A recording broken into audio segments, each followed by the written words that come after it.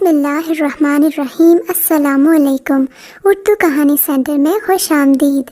آج کے اس ویڈیو میں آپ کو ایک معصوم لڑکی کے اوپر بیتی دکھ بھری سچی کہانی سنانے جا رہی ہوں، لیکن کہانی سنانے سے پہلے نئے آنے والوں سے گزارش ہے کہ اردو کہانی سینٹر کو سبسکرائب کیجیے اور ہماری ویڈیو سب سے پہلے دیکھنے کے لیے بیل آئیکن کو کلک کیجیے۔ چلیے شروع کرتے ہیں کہانی۔ میری طبیعت شروع سے ہی شرارتی ہے۔ 25 سال کی عمر میں بھی نہ ہی کوئی میرا محبوب بن سکا اور نہ میں کسی کی محبت۔ سہیلیاں اپنی کہانیاں سناتی تو میں انہیں حسرت اور رشک بھری نگاہوں سے دیکھتی۔ ویسے سچ بات ہے، میرے قریب آنے کی کوئی کوشش بھی کرتا تو میں اس کی ایسی درگت بناتی کہ دوبارہ ایسی جرت ہی نہ کرتا۔ خیر، اس کے برعکس میری سہیلیاں کافی تھیں اور وہ مجھے پیار محبت کی کہانیاں بھی سناتی رہتی تھیں، مگر پھر یوں ہوا کہ میری سبھی سہیلیوں کو کوئی نہ کوئی اپنا ہم سفر مل گیا اور میں اکیلی رہ گئی۔ اب مجھے جہاں جانا ہوتا میں اکیلے ہی جاتی، شاپنگ ہو یا پھر ہوٹل میں کہیں لنچ وغیرہ کرنا ہو۔ ایک دن میں بسم اللہ فوڈ کارنر میں بیٹھی اپنی تنہائی کا ماتم کر رہی تھی کہ میری نظر ایک کپل پر پڑی۔ میں نے دل میں سوچ لیا، کچھ اور نہ سہی بیٹھ کر ان کی باتیں ہی سن لیتی ہوں۔ خیر، میں نے اپنا سر نیچے کر لیا اور دھیان سے ان کی باتیں سننے لگی۔ میں اپنے انداز سے یوں ظاہر کر رہی تھی کہ مجھے ان میں کوئی دلچسپی نہ ہو، حالانکہ میری پوری توجہ انہی کی طرف تھی۔ تھوڑی دیر تو ان دونوں کے بیچ میں خاموشی چھائی رہی۔ تھوڑی ہی دیر گزری ہوگی کہ لڑکی کی ہلکی ہلکی سسکیوں کی آواز آئی۔ وہ بے تحاشا رو رہی تھی۔ لڑکا اسے چپ کروانے کی کوشش کر رہا تھا۔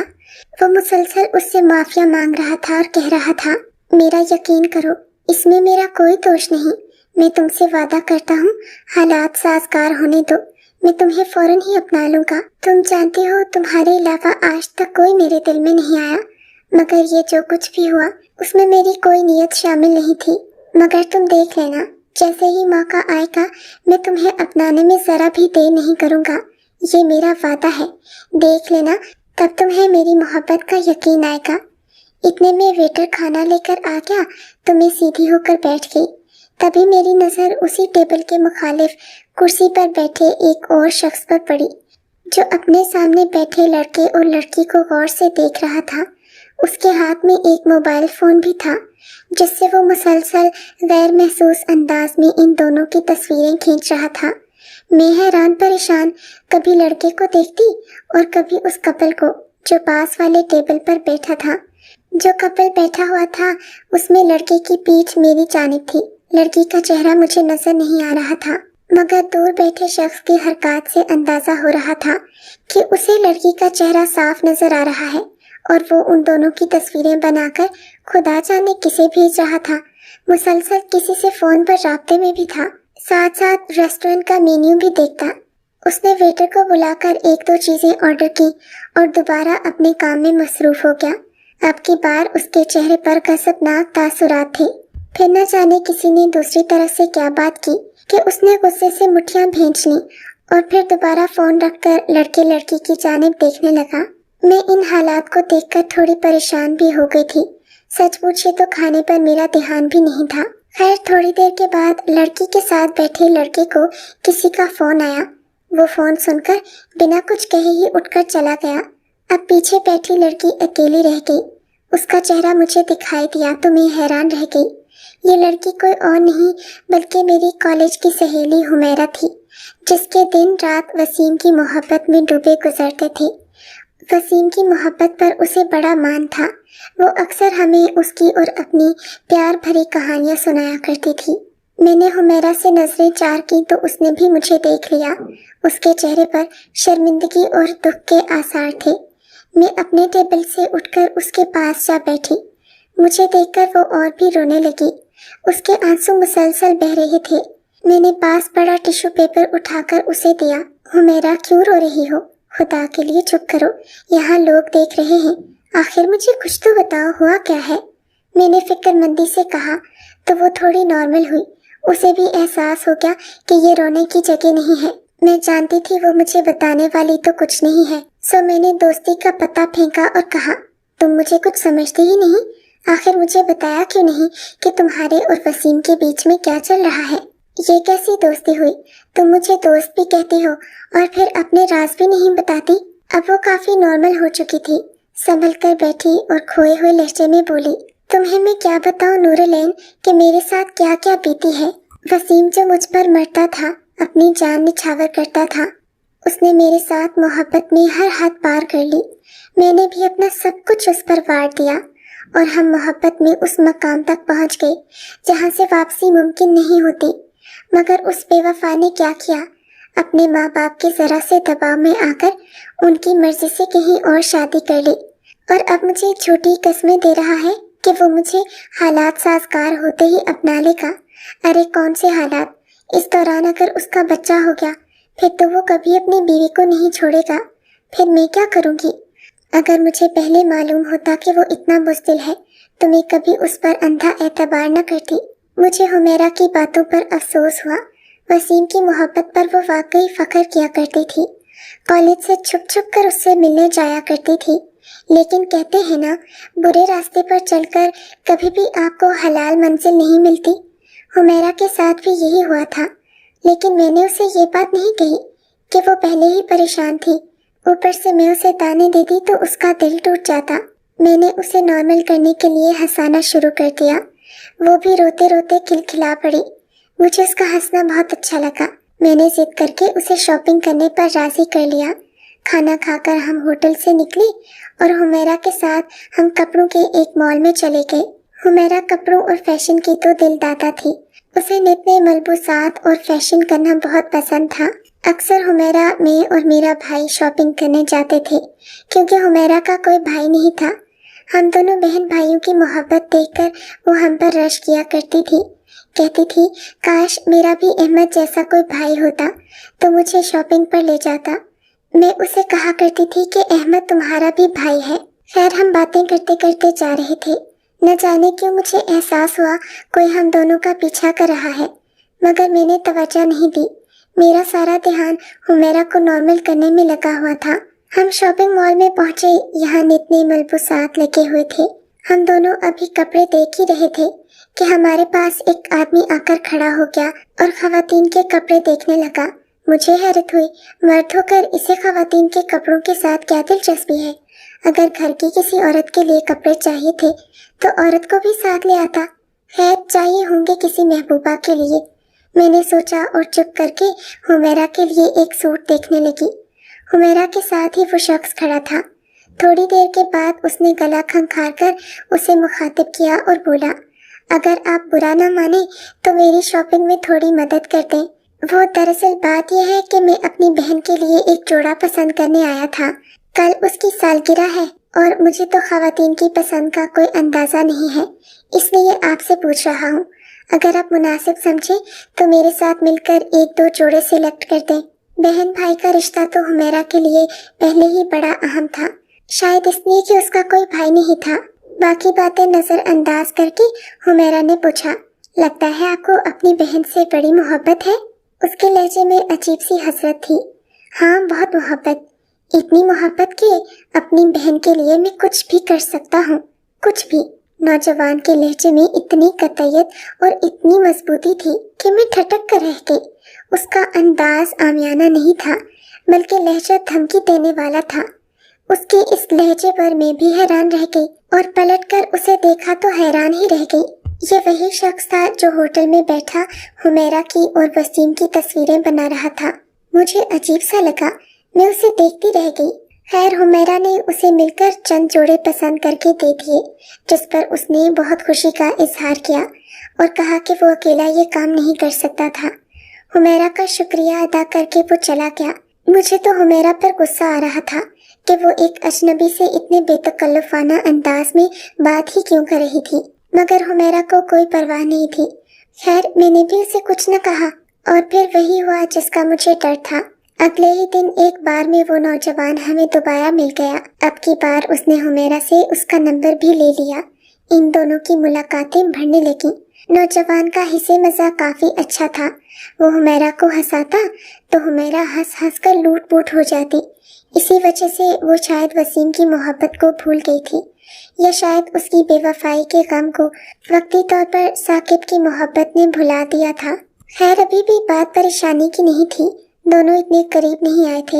वैसे भी हुमैरा को अपने पिछले तजर्बे से काफी कुछ सीखने को मिला था। उनकी बात अभी तक दोस्ती में थी, सो मैं भी अक्सर उनके साथ ही होती थी। अगरचे मुझे अच्छा नहीं लगता था, मगर हुमैरा की खुशी को देखते हुए मैं अक्सर इन दोनों के साथ आ जाती थी।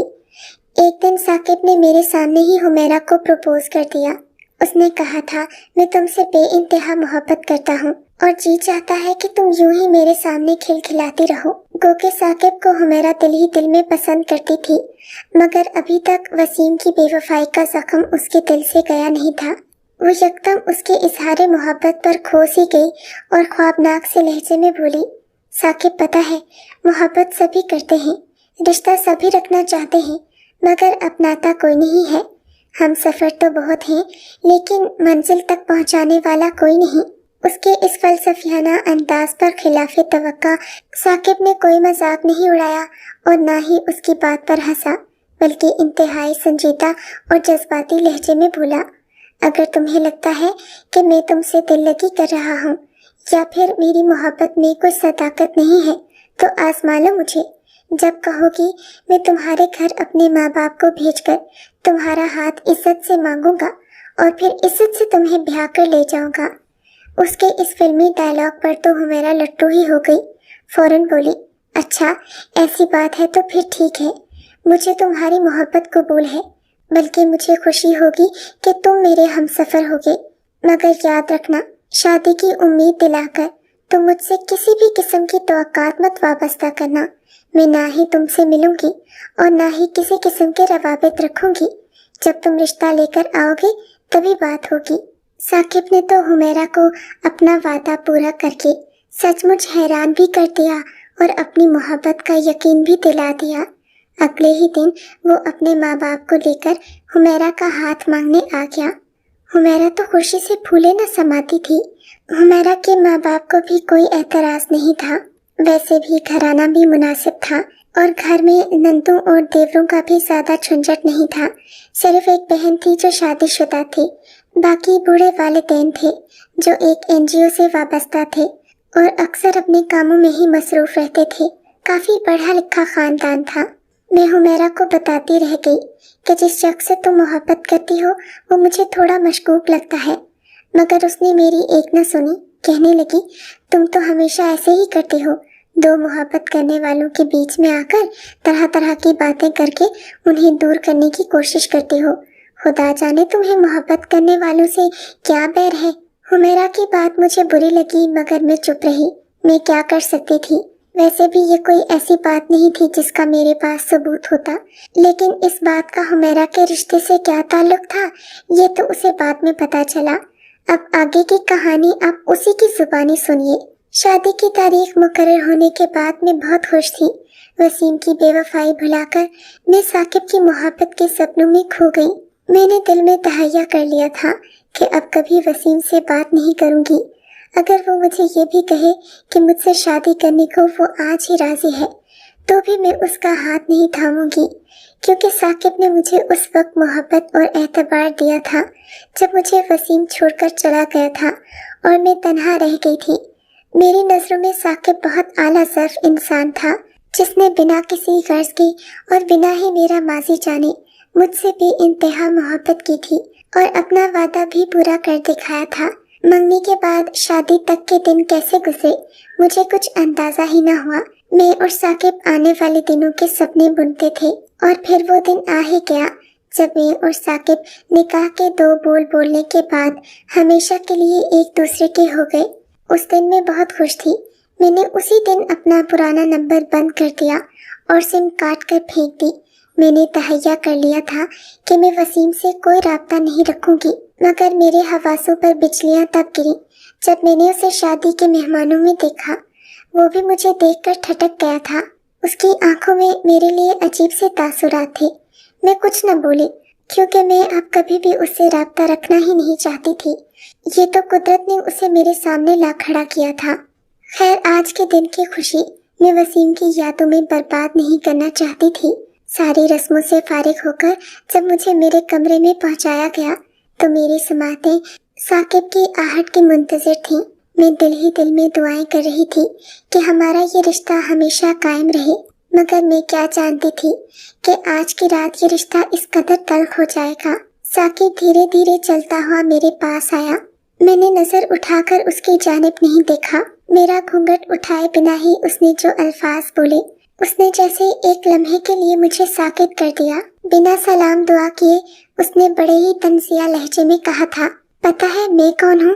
बल्कि मुझे छोड़ो, मैं तुम्हें ये बताता हूँ तुम कौन हो। तुम वो लड़की हो जो दूसरों के घर बर्बाद करती हो, शादीशुदा मर्दों पर अपनी मोहब्बत के डोरे डालती हो, और तुम ये तक भूल जाती हो कि उस शख्स के घर में भी एक औरत है जिसकी आंखों में तुम्हारी तरह के सपने हैं। वो भी अपने शौहर को बांटना नहीं चाहती, मगर तुम्हें इससे क्या? तुम्हें तो अपनी मोहब्बत हासिल करना थी, मगर मैंने तुम्हें अपनी बहन का घर बर्बाद करने नहीं दिया। मेरा भिनोई वसीम अगरचे तुमसे मोहब्बत करता था, मगर मैंने भी कसम खाई थी कि मैं कभी उसे अपनी बहन का घर बर्बाद करने न दूंगा, और इसी मकसद के लिए मैंने तुमसे मोहब्बत का ड्रामा किया, हालांकि मुझे तुमसे शदीद नफरत थी। खैर, अब तुम्हारे पास दो ही रास्ते हैं। एक तो वो करोगी जो मैं तुम्हें कहूँगा, और अगर तुमने मेरी बात न मानी तो मैं तुम्हारी ये तस्वीरें तुम्हारे भाई, तुम्हारे बाप और तुम्हारे पूरे खानदान को दिखाऊंगा। तुम्हें ऐसा बदनाम करूंगा कि तुम कहीं मुंह दिखाने के लायक नहीं रहोगे, और तुम्हें इसी वक्त तलाक देकर घर से निकाल दूंगा। हाँ, दूसरा रास्ता ये है कि तुम मेरी बात मान लो। ये कहकर उसने साथ वाली शल्फ से कुरान पाक उठाया और मेरे सर पर रख दिया। मेरी आंखों से मुसलसल आंसू बह रहे थे। मोहब्बत का ताजमहल एक पल में चकनाचूर हो गया था। मैं जिसे अपनी मोहब्बत का दीवाना समझती थी, उसके दिल में लगी आतिशे इश्क तो किसी के इंतकाम की आग थी। मैं शायद किसी के बदले की भेंट चढ़ चुकी थी। मैंने लरसते हुए होंठों से पूछा था, जो तुम कहोगे मैं वही करूंगी साकिब। अब तो तुम्हारे कदमों की धूल भी नहीं हूँ। तुम मुझे हासिल कर चुके हो, तुम्हारा इंतकाम पूरा हो चुका है। बोलो, क्या कहूँ मैं? क्या सुनना चाहते हो तुम? मेरी बात के जवाब में वो कुछ न बोला। फिर मेरे सामने एक कागज रखा जिसे मैंने अपनी तरह से बोलना था। मैंने कुरान सर पे रखकर इस बात का इकरार किया कि मैं सारी जिंदगी कभी भी वसीम से बात नहीं करूंगी। अगर वो मुझसे कोई बात पूछे तो भी मैं उसका जवाब नहीं दूंगी, चाहे ये मुझे कितना ही अजीब क्यों न लगे। मजबूरन मैंने कसम खा ली, और मेरे पास रास्ता भी क्या था। वैसे भी अब वसीम की मोहब्बत मेरे दिल से निकल चुकी थी, मगर साकिब की इस हरकत पर मुझे बहुत गुस्सा भी आया और दुख भी हुआ कि इस शख्स ने अपनी बहन का घर बचाने के लिए मेरा इस्तेमाल क्यों किया। अगर ऐसा हो भी गया था तो कम से कम मुझसे ये राज छुपाए ही रखता कि मैं उसकी मोहब्बत को मोहब्बत ही समझती रहती। मगर उसने तो जैसे मेरे सामने ही मेरी ईमान का, मेरे यकीन का खून कर दिया। खैर, अब तो वो मेरा शौहर था, उससे मोहब्बत करना मेरी मजबूरी थी। मैंने अपनी अना को ना चाहते हुए भी दबा लिया। दिन रात खिदमत करके उसका दिल तो जीत लिया, मगर दिल से ये जख्म कभी नहीं जाएगा। गो कि आज वो मुझसे नफरत के बजाय मोहब्बत करता है, मगर मेरे दिल में आज भी शिकवे और शिकायतों का एक समंदर है जो न जाने कब बहेगा। आपके ख्याल में क्या साकिब ने अपनी बहन का घर बचाने के लिए सही कदम उठाया, या फिर उसे हुमैरा को ये बात नहीं बतानी चाहिए थी? आपकी इस बारे में क्या राय है? कमेंट सेक्शन में अपने ख्यालात का इजहार ज़रूर कीजिएगा।